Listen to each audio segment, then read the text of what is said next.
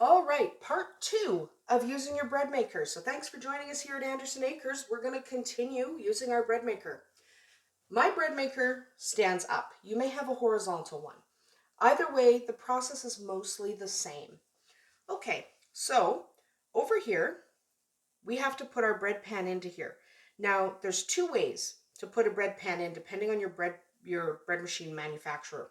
Either you just drop it straight in and you push it down, or you drop it in at a slight angle and rotate it clockwise to lock it into position.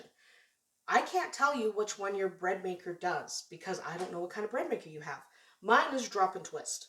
If you have a horizontal bread maker, then it's always push down. If you have the one with two paddles, so if you have two paddles in your machine, it'll always be a push down because there's no way to rotate those. If you have a single paddle machine, it could either be a drop and push or a drop and twist. Okay? Mine is a drop and twist, and the reason you know that is if you look real close, you can actually see it tells you that on the side of the machine inside. See, it tells you to lock it, you turn it clockwise. To unlock it, you turn it counterclockwise. So if you have a machine, look on the inside. If you're not sure which way your machine goes, look on the inside and you will see that it tells you, or it should. Most of them do, some of them don't. Okay? So next, inserting my bread pan. So like I said, I drop mine at a slight angle, okay, until it falls in, and then I twist it clockwise. Then you give it a little tug, gentle tug. You don't want to break your machine. Gentle tug, okay, that's good, it's secure. Push, don't leave this up like that. Push your handle to the back. Do not leave it up like this, it's not going to go well. Push your handle to the back. I'm going to leave the bread maker open, but typically you would close the bread maker. I'll close the bread maker just to show you what all this is. You can see that I have a bunch of different settings. All your bread makers will have different settings. This is my fruit and nut dispenser on this machine up here, okay? I would put my raisins or my walnuts or whatever I'm adding into this, close this, and it'll dispense at the appropriate time. This particular bread maker has it removable so I can wash it. Most of them are not removable. Doesn't really matter. So you can use your fruit and nut dispenser if you're doing fruit and nuts, okay? Now you have to decide what setting you're going to want. So for this, it really is all about your bread maker.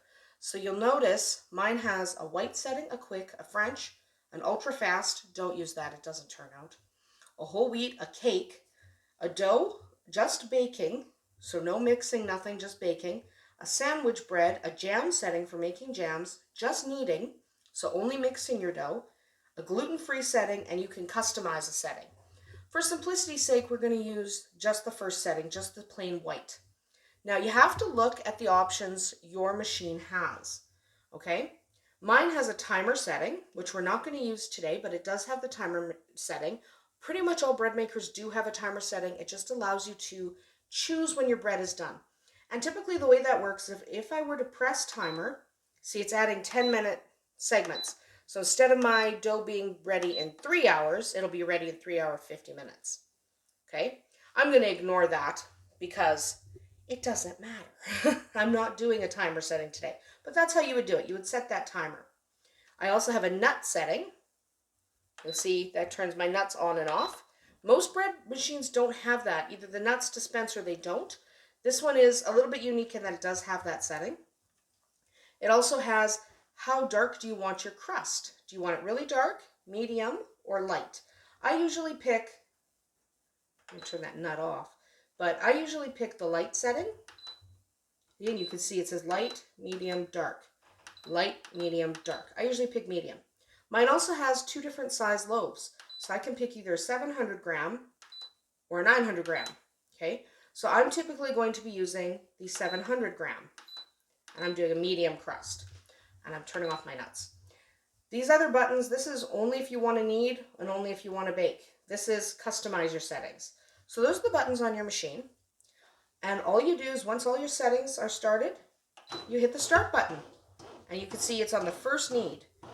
So we're going to open this up so you can see the first knead. It's going to be a little bit loud. That's okay. Okay. It just starts to mix. So this is mixing, not kneading. So we're just going to let it mix and we'll come back in a few minutes and see how it's doing.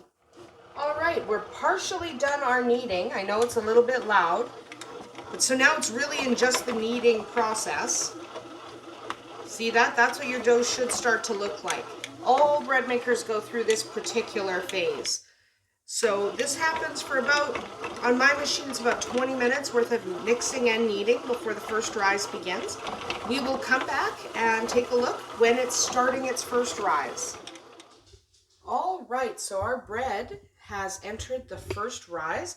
If you look, my display is quite helpful because it actually tells me, it says I'm on one rise. Okay, so this bread, because it's on the white setting, will only have 2 rises. So my bread maker, now this is in French down here, but you know what? I'm in Canada. Everything's also in French. But I have knead 1, rise 1, knead 2, rise 2, rise 3, and then I have bake and keep warm. Okay, these appear in English on the screen. This is the French translation, so I was just pointing out I have all these different cycles. So right now, I am in the first rise cycle. Okay, that's how the dough will look. It's okay if you have flour splashed on the sides, that's normal, and that actually helps during baking because any chance of sticking is reduced once again. So the only thing I hate about bread makers, baking in them, and the reason I don't bake in them, is the hole at the bottom of the loaf. There is a way to reduce the size of that hole, not eliminate it entirely. You can get bread makers where the paddle flips down. That's not actually that effective, I find. It's actually kind of annoying and it just makes kind of a bigger hole. So I don't like those. I use just a regular paddle. What you can do is what I will show you is, I'm lucky because my machine tells me exactly what cycle it's at. As soon as it enters rise 2, so right now it's in rise 1, it'll flip over here to knead 2 as soon as it starts punching down. And then over here it'll pop up rise 2. The second it pops up rise 2, I need to reach in there and take that bread paddle out. I am going to show you how to do that, but we have to wait out rise 1 first. So we'll come back and I'll show you how to take out that paddle. It's optional, you do not have to do it, but I find it quite helpful. All right, so we're just going to do an optional step here. You do not have to do this, but I'm just going to take the paddle out of the machine just so that when this bread bakes, it doesn't have as big a hole in the center.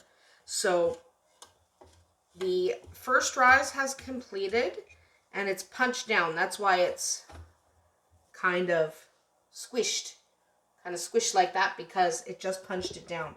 So you just reach in the machine and take the paddle out.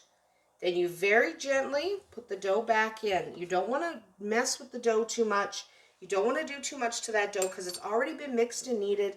It's gone through one rise cycle, so it's quite soft, but you don't want to play with it too much. Then you're just going to close up the top of the bread maker and leave it alone. We're not going to touch it for the rest of the cycle. We just wanted to take this out just so that we have a smaller hole in the bottom of our loaf.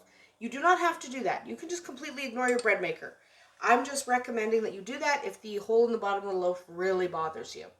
So we'll come back when it is starting to do anything interesting and check it out. All right, so we are just starting the bake cycle here. Actually, it's been on for a few minutes, but I thought I'd wait until it got warm. So as you can see, it rose up pretty well, nice and fluffy, and it's going to bake in there. You really shouldn't open the bread maker like I've been doing, but I've been doing it to show you. So the other thing you want to be aware of is your vents. So there's a vent here, and then there's vents on the side, and there's vents at the back. Okay, so you can see the vents. You do not want your bread maker pushed up against a wall or directly under your countertops. So you want to, that's why it's pulled forward. You can leave it pushed back during the mixing and the kneading and stuff like that. That's fine. But right now, because it's going to be baking, you want to pull it out. Okay, so pull it out to the edge. Make sure it's not going to touch anything because this gets very hot. These are all vents. The side of your bread maker is going to get really hot and steam will release through these little vents. So make sure you are away from your walls and away from under your counter. I've pulled it forward. You also will see some condensation as things bake. So I'm going to see condensation in this little window here, and I'll see it in my fruit and nut dispenser. So what you want to do is just ignore that. Condensation is normal. Don't touch it. So this is going to take about an hour and 15 minutes to bake. We'll probably come check on it a couple times. You can look through this window. My window's a little floury because of mixing flour. But you can look through this window to keep an eye on your bread. You really shouldn't open up the bread maker, even though I have been. I'm just showing you how it works. So really, you shouldn't open your bread maker. Keep an eye on things through this window. All right, our bread is done. You can see it's moved to the keep warm cycle. The keep warm cycle is common on most bread makers. What that does is keeps your bread warm for up to an hour. Most bread makers will do a 1 hour keep warm cycle. So you can leave your bread in here for up to an hour after it's done baking. I'm not going to. I'm not going to sit here for an hour. I'm going to open this up. That's what our loaf looks like now. See, it actually looks really good. So before you take this out, you want to have somewhere prepared to put it. This pan is very, very hot. So I just have one of my little hot pads here just to keep it from hitting the counter. You don't want to put it on the counter. The other thing you want to do is don't touch this with your fingers, okay? Ow, I just did. I'm an idiot. But don't touch this with your fingers. So I'm using one of my other hot pads to just grab it. You can use an oven mitt. Now mine twists to the side before it lifts. Yours might not do that. Yours might pull straight up. Now we are going to let this cool for 10 minutes before we try and take it out of the pan. Let it sit at room temperature for 10 minutes. Set a timer if you have to, but 10 minutes. Now this bread maker is actually still on its keep warm cycle. We can turn that off simply by pressing the button. See? It has stopped. Now it is off.